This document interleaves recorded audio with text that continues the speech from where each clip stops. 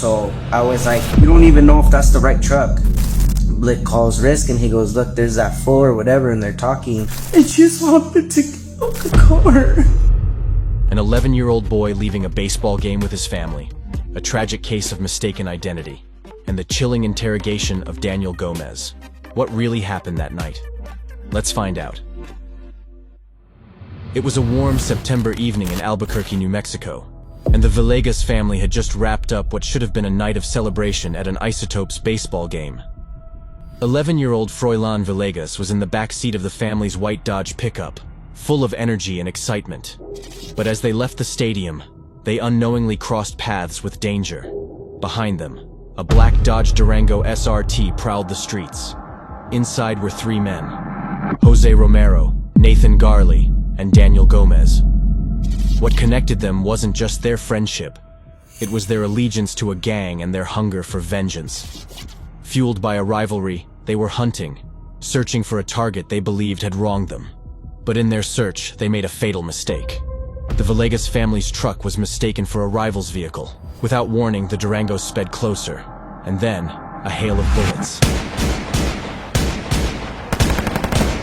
911, hurry! They've been shot a kid right here in front of the pit. Hurry! Right in front of the pit. There's been a drive-by shooting. 17 shots pierced the air, shattering the windows and the family's lives forever. Froilan was struck and killed instantly. His 23-year-old cousin Tatiana left critically injured behind the wheel. The unimaginable horror unfolded in seconds. The crime sent shockwaves through Albuquerque. An innocent boy had been caught in a gang war he knew nothing about. His family, once whole, was now broken. The community was left grieving and angry, demanding justice for Froilan. Detectives quickly released surveillance footage of the suspect vehicle and called on the public for help.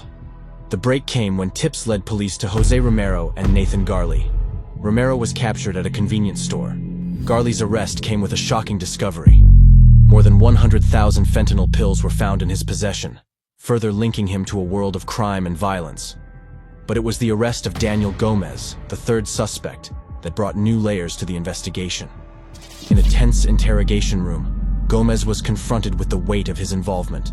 What he said, and what he didn't, offered a glimpse into the motives, fear, and chaos that led to this senseless act. Would he accept responsibility, or would he try to diminish his role? Since he's the subject of today's interrogation, let's find out. This is Crime I Nexus. know a little bit about you. I know that you're a very typical kind of guy. I'm glad that you're still here no matter what, okay?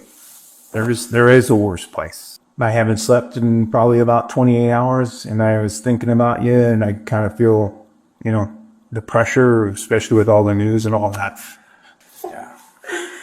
I have a daughter this thing. Having these rights in mind, if you wish to speak to me. I want to speak like a attorney first. Yeah. Something that, I just would feel comfortable with someone present with me that knows more about legally. It's not like, cause I'm here to talk to you guys. There's a reason I came to you guys. Yeah.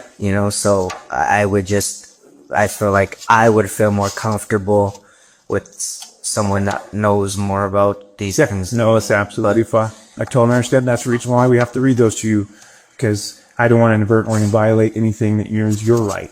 Okay. With that, we're done. Okay. I can't go any further. Okay. I can make some personal statements to you. Okay. Is your daughter taken care of? Is she okay right now? Yes. Okay. She's with their mother. She's with her mom? Yeah. Okay. All right then. I appreciate your honesty. Okay. What happens now is we're going to go ahead.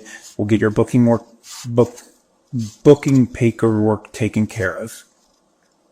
I'll be direct with you. You're under arrest. Okay. I know you turned yourself in, but we still have to make that statement so that you understand what you have been charged with. You've been charged with an open count murder. Okay. To include numerous other, like shooting from a motor vehicle. I understand. The thing is though, is I have enough articulate reason that we don't know actually the specifics of it. Each one of you have the same charges. Each one of you. Okay. It is up to the rest of my investigation to do my best to articulate a specific. If it doesn't, everybody gets in trouble say. Okay. With that, you needing food. Can you eat at all? You sure? Okay. Glad your daughter's taken care. We're going to get you back to your cell real quick. Okay. And then I'll get that paperwork done really, really quick. Okay. And we'll get you out there. All right. As for us talking again, I can't talk to you for 14 days. So it's going to be a little while. Your constitutional right says I can't speak to you asking questions. If in that time inadvertently you have been assigned to the defense attorney and they want to sign sometime, they might do that at that point. But legally, I can't like go create an interview with you for 14 days. Okay. After that 14 days, like 50th day, I chat with you. I got a question. Just a question. That's fine.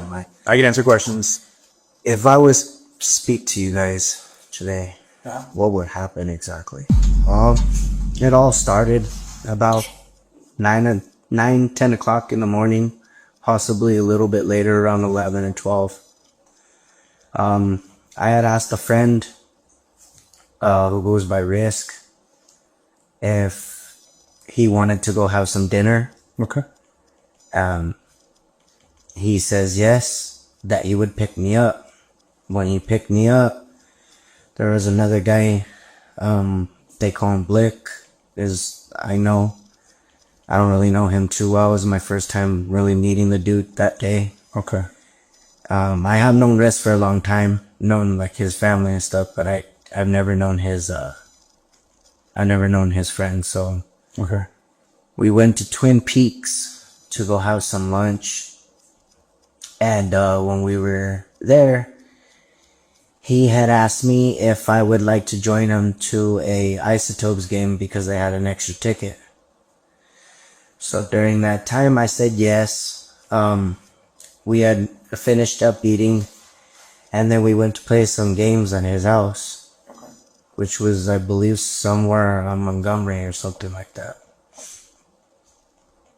So, we leave his house, we're headed towards the game, everything's okay. You know, we get to the game.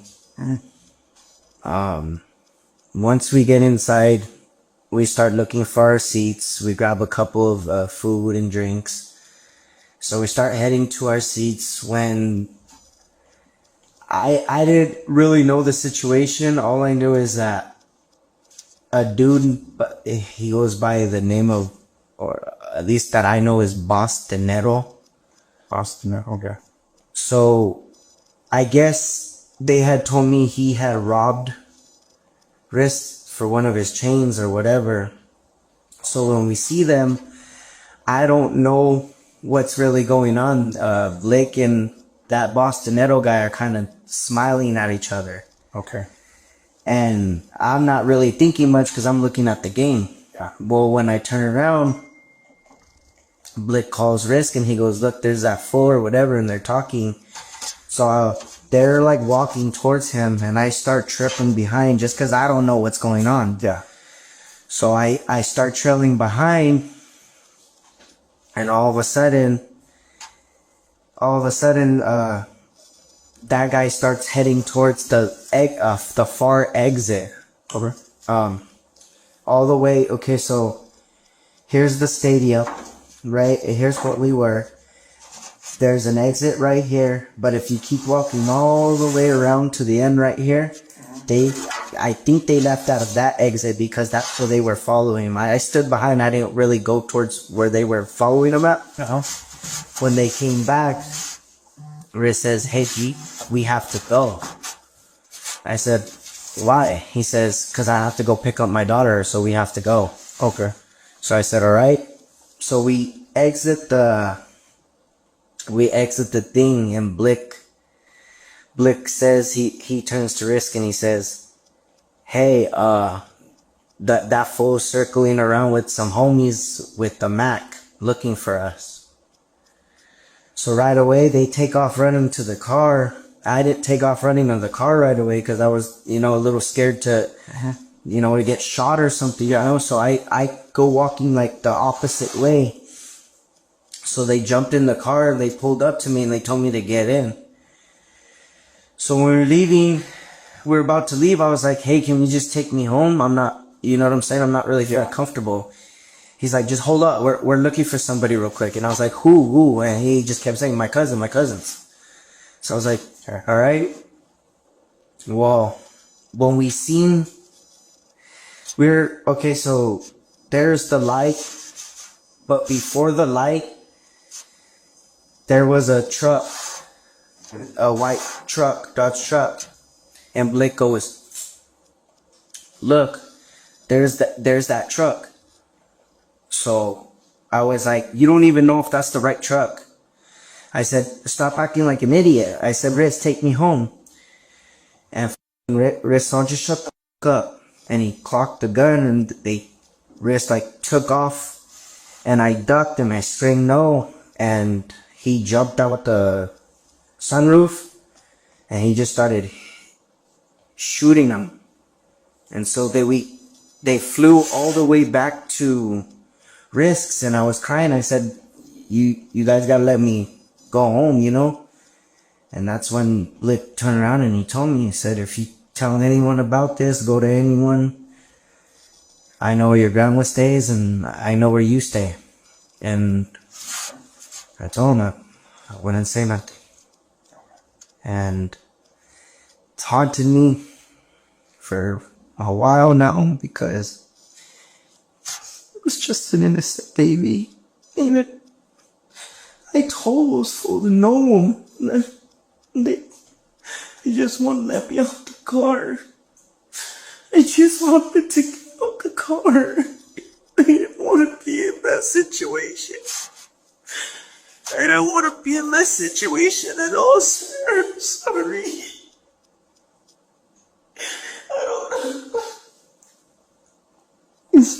I stopped hanging. That was my first day ever hanging with them. I stopped immediately right after that.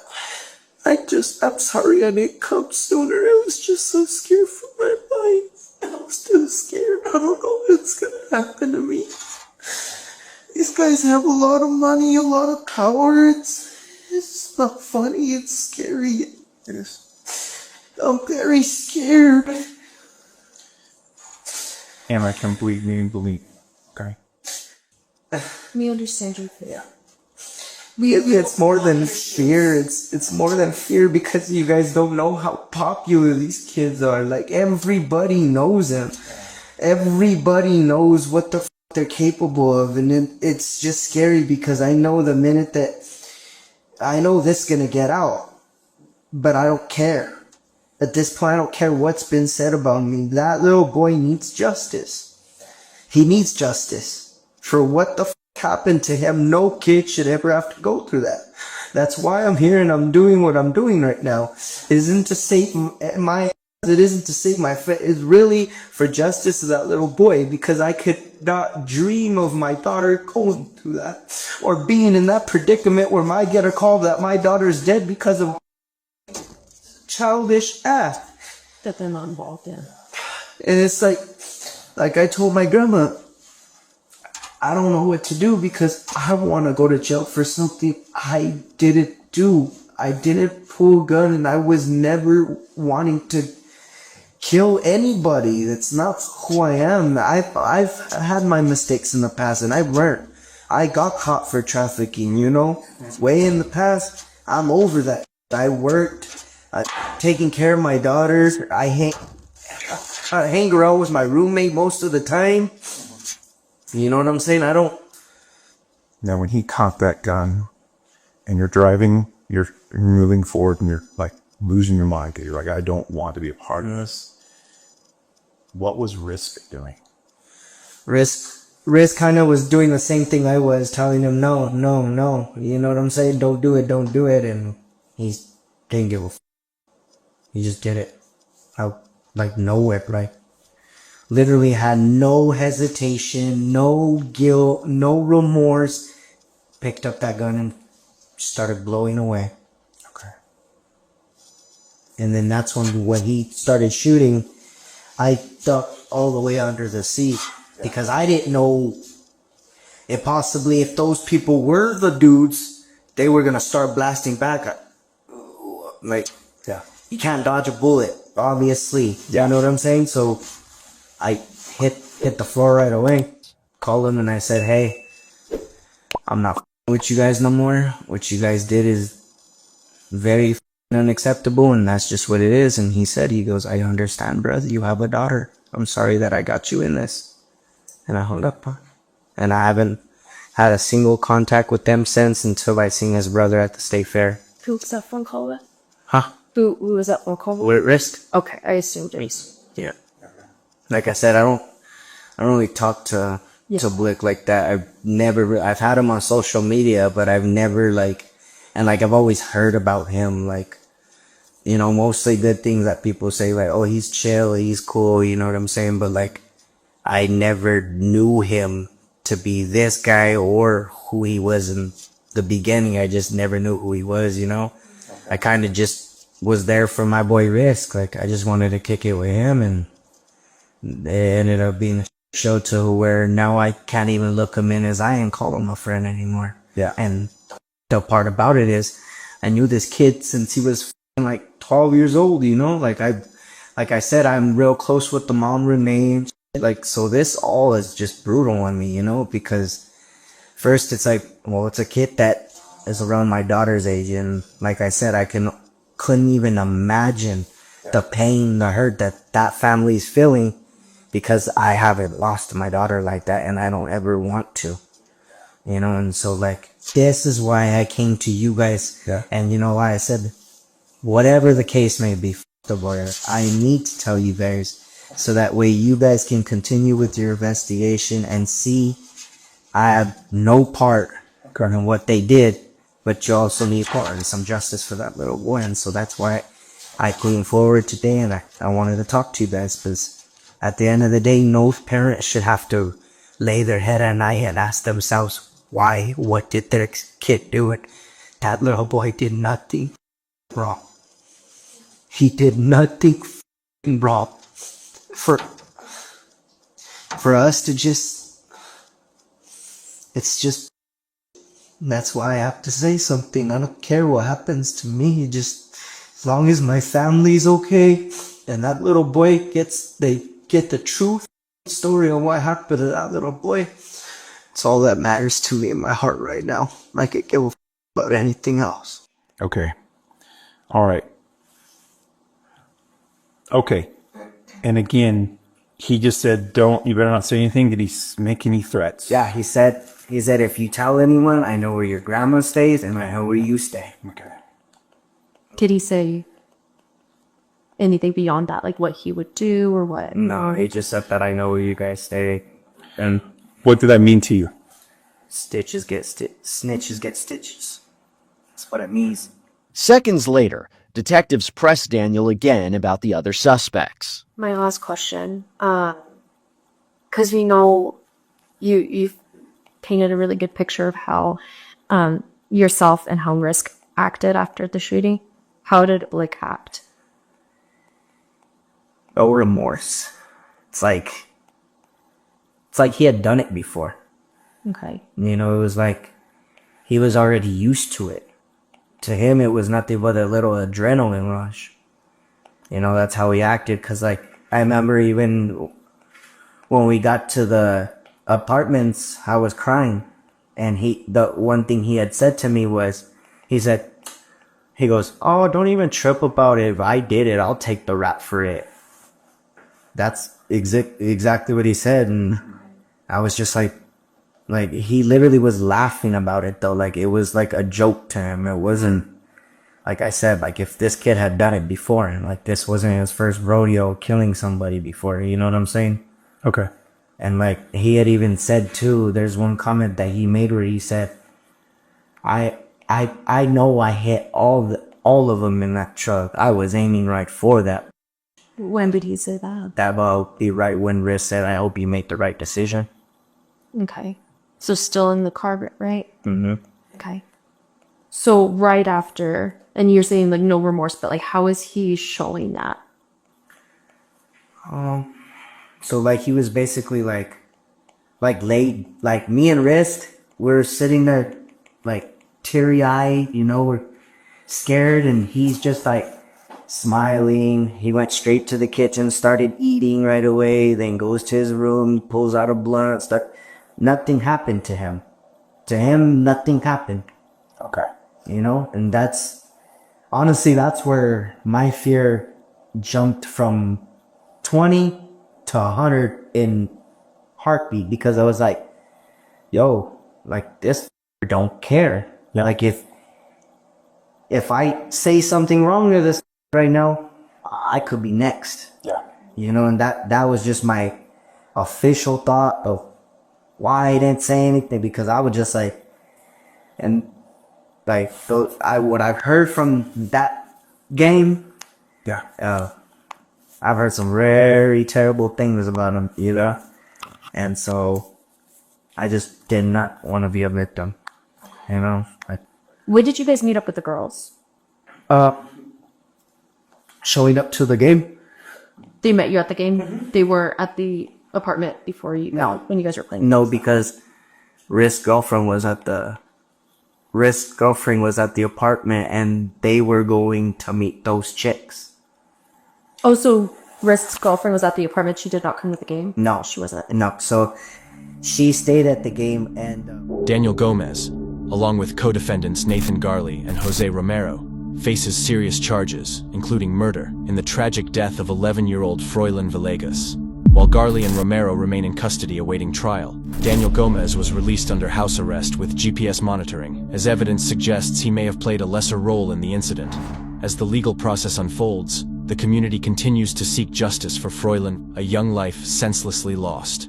Until next time, stay safe and stay curious.